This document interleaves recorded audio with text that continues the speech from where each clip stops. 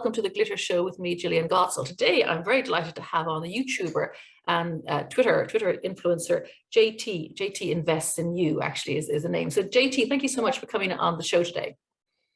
Of course, it's my pleasure. I appreciate you having me on. No, it's delighted to have you. We were just chatting before I started recording about the people you're interviewing. So you're well ensconced in this industry. Tell me, how did you get here? What was your route into crypto? It's a very interesting route, I'd imagine, although the beginning of it, I would imagine, is pretty standard. So I got into the crypto industry in around 2017. I've been investing in equities, stocks, things of the sort since about 2014. Really probably should have gotten to crypto then, if we're being real, but I was very hesitant. I was a non-believer, if you will. And even though I had plenty of my friends back in even like, yeah, I know, right? I mean, look at the U-turn that's been sorry, made. JT, we have to stop the conversation now. I can't. All right, it's over. You're canceled. No, that's funny. But yeah, no, I had a couple of friends that were into Bitcoin even as early as 2011, 2012, but I really didn't grasp it. I knew people were using it on the dark web and things like that, but like didn't really grasp it. So around 2017 is when I officially made my entrance, and we all know that was during the middle of the previous bull market, which, like a noob in the industry, I rode that market all the way up and I rode it back all the way down. And, went from thinking I was a genius to thinking, all right, I just participated in a scam. So I actually got a little bit deterred from it after that. So after 2018, I probably took about a year break from the industry and came back in full force around 2019, 2020. And around that time, I was like, okay, well, let me look up these new projects that are in the area or that are in the scene now.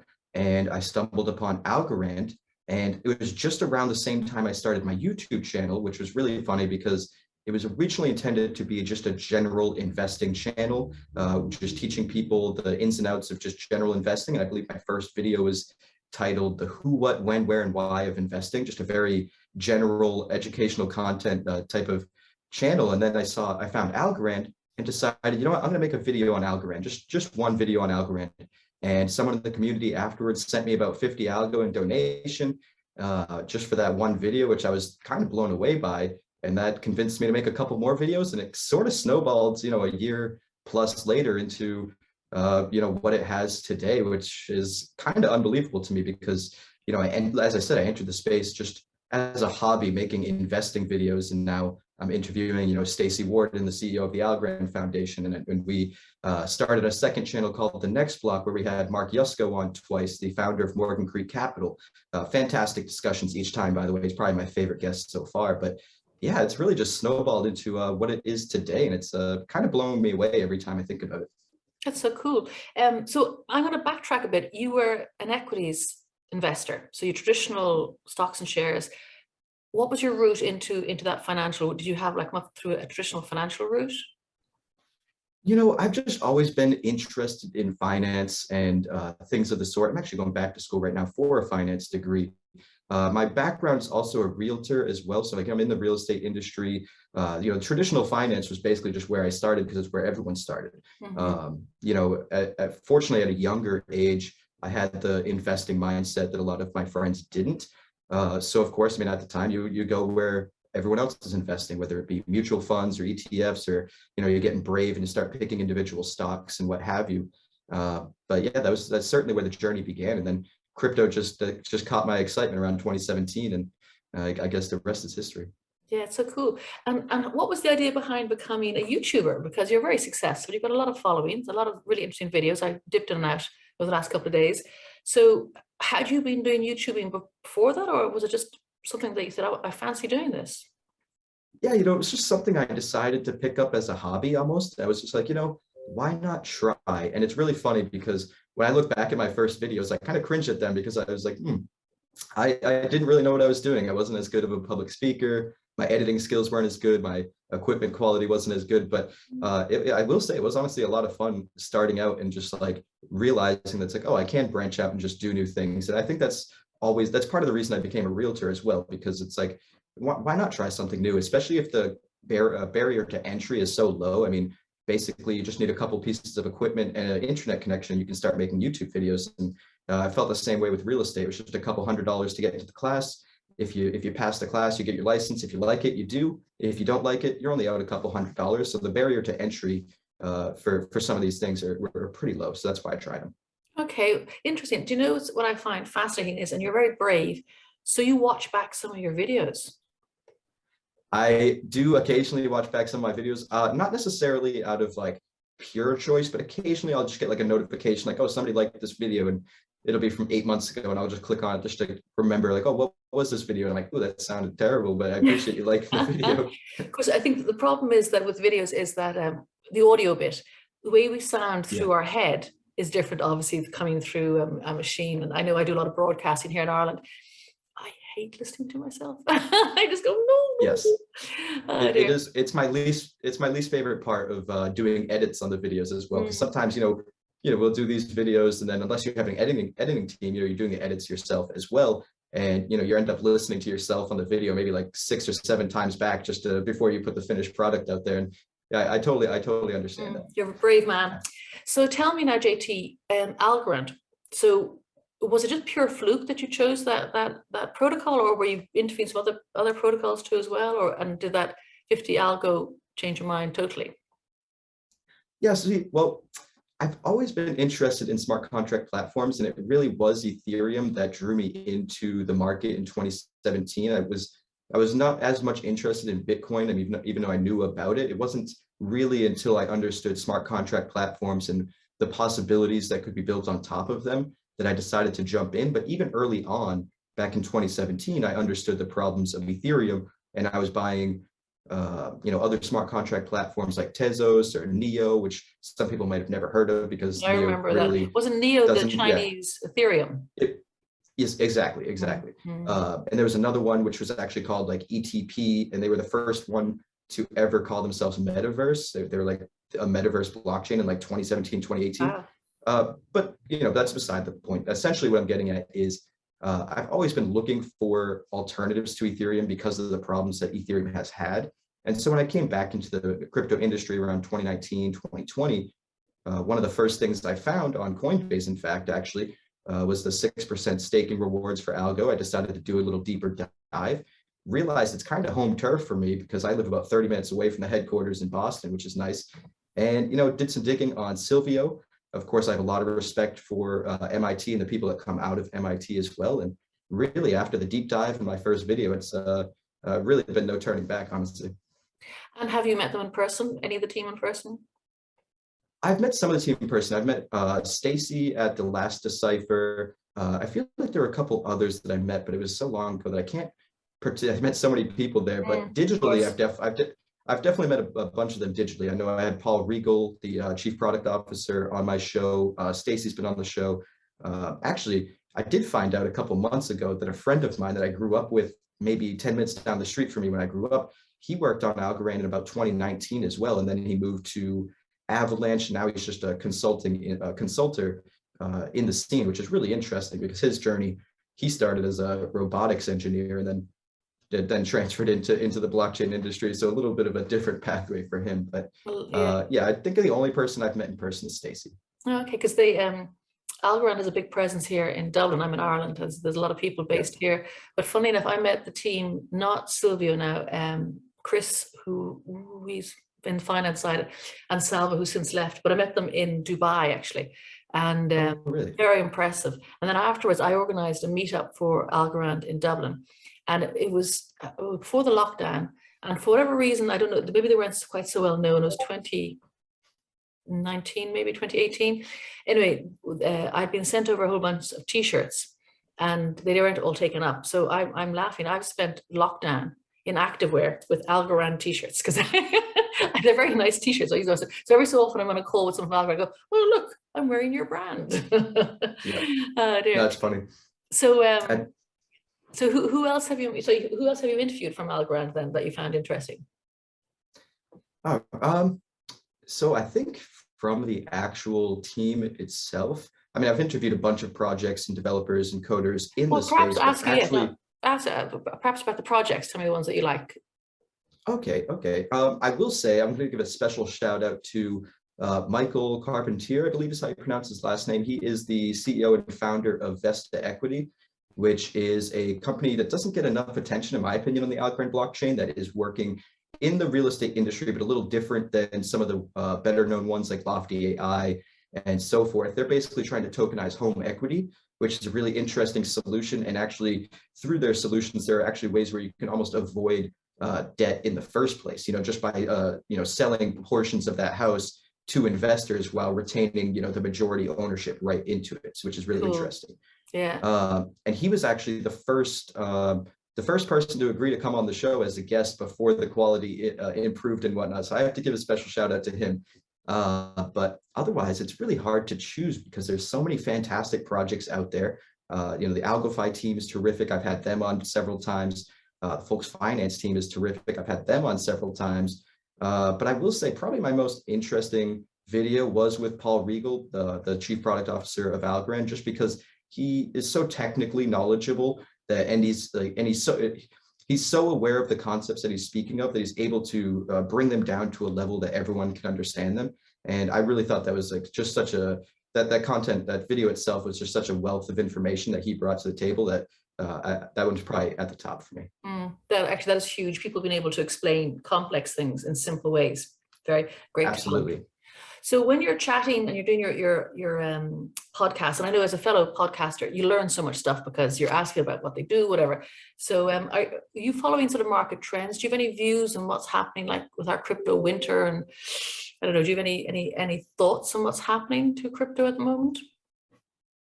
Yeah, I mean, it's interesting because although there's the backdrop of a very poor economic, global economic situation, it still does seem that crypto is relatively cyclical. And, if you go back to the last 2 or 3 bull and bear cycles, I mean, by the time, like time-wise, we should still be in a bear market. And in my opinion, I've been saying for months that I've been eyeing like November-ish for a bottom, but I will say, I am getting more bullish now than I have been over the last 6 months. But it's hard to be tremendously bullish on the backdrop of what's potentially to come on the global stage this winter. I think it's going to be a rough winter for a lot of countries, and it's going to be really hard to estimate what some governments are going to do in order to reduce some of the issues that they're going to run into this winter. So there could be certain government policies that, even though I think there's a bounce about to be had and maybe we're reaching a bottom,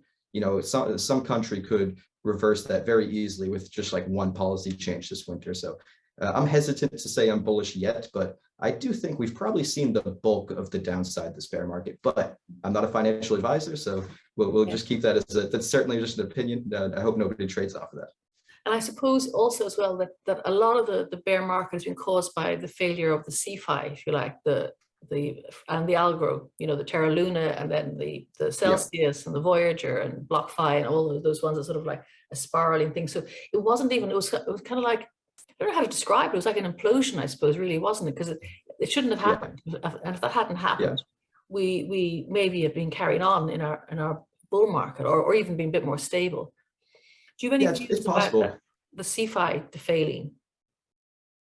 Yeah, it's actually really interesting you bring it up because there was a lot of debate over the last couple of months that maybe DeFi wasn't performing the way it should because people were seeing all these bridges fail, and what have you, all these, Luna, as you mentioned, that failed as well.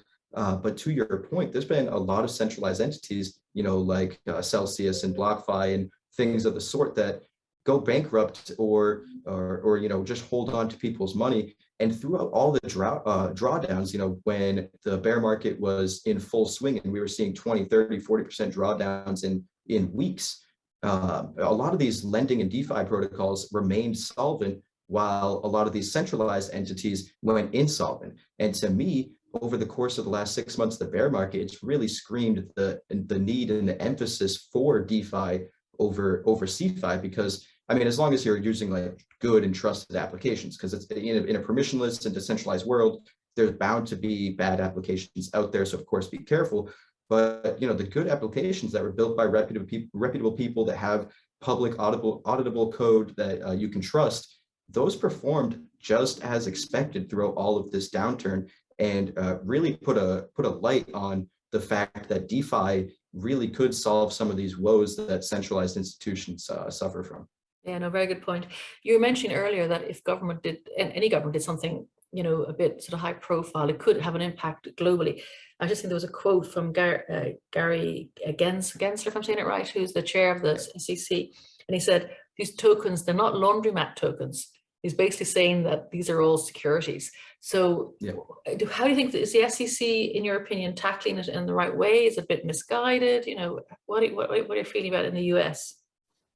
I think it's a tough one because they're using almost like 100-year-old way to examine these assets. The Howey test, I believe, is what they're using. There's a four parts to that test, and I think it was created in the 1930s. So to me, it's a little out of date for what the crypto industry is doing, because it's the first time where you have an industry where you have investment vehicles that are also utility tokens, where it's I think it's a lot harder to determine via the Howey test if they are actual securities or not.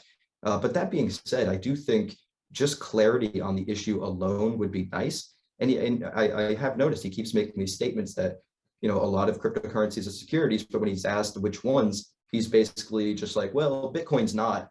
And it's like, okay, but which ones are? Like like can we get that clarity so we can begin moving forward? And we might not agree with which ones are or are not, but like that level of clarity is still needed regardless. When things are unclear and uncertain, markets don't like that at all, and it's really hard to get yourself back into the next bull market when the future of that market is uncertain. So hopefully just some regulatory clarity comes out. I do personally believe the CFTC, the Commodities Futures and Exchange Commission, I believe they're the ones that should be regulating most crypto, because I see them more as commodities than securities. But I'm not a regulator, but I would just hope that some sort of clarity comes out, whether the SEC takes control of some of these cryptos, or it's the CFTC, or maybe a whole new agency just to govern crypto. Whatever they need to do is fine at this point, as long as some clarity comes out, in my opinion. How did you feel about the Tornado Cash and the US blocking it off, and then in Amsterdam, a developer being arrested? Did you have any feelings or thoughts on that? Yeah, I thought it was a bad precedent to set, to be honest. I do believe it was the first time that essentially code had been sanctioned, which is very interesting. And there already have been governments around the world and courts around the world that have deemed code as a mode of speech.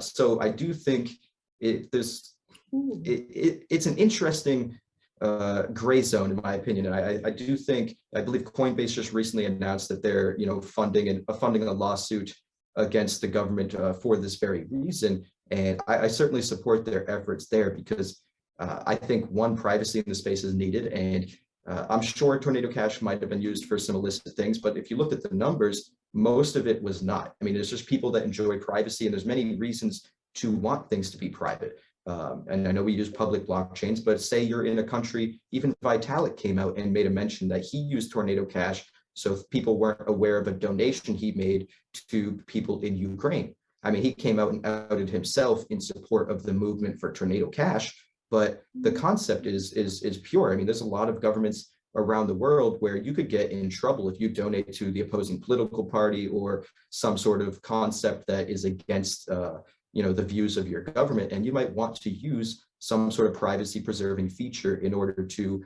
make that donation or send that money to a family in a country that is sanctioned or something like that. So I don't know.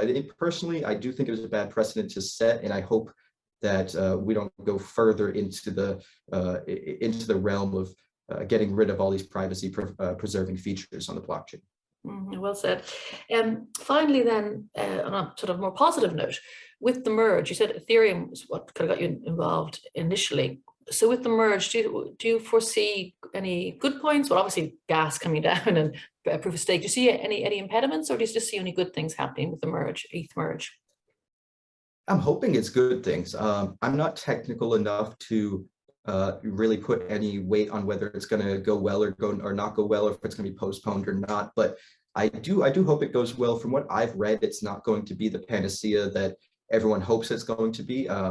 It might not reduce gas as much right away. It still might not increase, throughput as much right away. So there's still steps. It's certainly a big step in the right direction, because The energy consumption is going to go down tremendously, and the ability for scalability is going to go up if it's successful. And I think that's good for the entire industry, because even though I'm heavily into algo and people might see algo as a competitor, I do think that if the merge went bad, it would be bad for the whole industry. I think there would be at least short-term pain for the whole industry. And we're still in the situation when the industry is so early, the rising tide, in my opinion, that lifts all boats. I do think eventually, maybe 3, 4, 5 years down the line, there'll be some monopolization and that happens in the industry where things consolidate, maybe from 20, 30, 40 smart contract platforms to the top 5 to 10. That just seems to be a trend in most industries, where eventually, the couple, 3, 4, 5 of them win out in the end. And I could see that happening in blockchain as well. But yeah, until then, I do think what's good for Ethereum would be good for the rest of the space. I'm hoping they're successful. Cool. So people want to find you, JT, where can they go looking for you? All right. So I'm mostly active on Twitter at jtinvestinyu.algo. I think, yeah, either one, either jtinvestinyu or jtinvestinyu.algo. I think both will bring you to my page. And it's the same thing on YouTube. So you can find me on youtube.com/jtinvestinyu. And you can find me on Substack. You could read I have 3 or 4 articles out there right now. Not too much, but really interesting articles, very well received. And that's jtinvestinyu.substack.com. Perfect. Thank you so much for your time and your views today. Thank you. Of course. Thanks for having me. Appreciate it.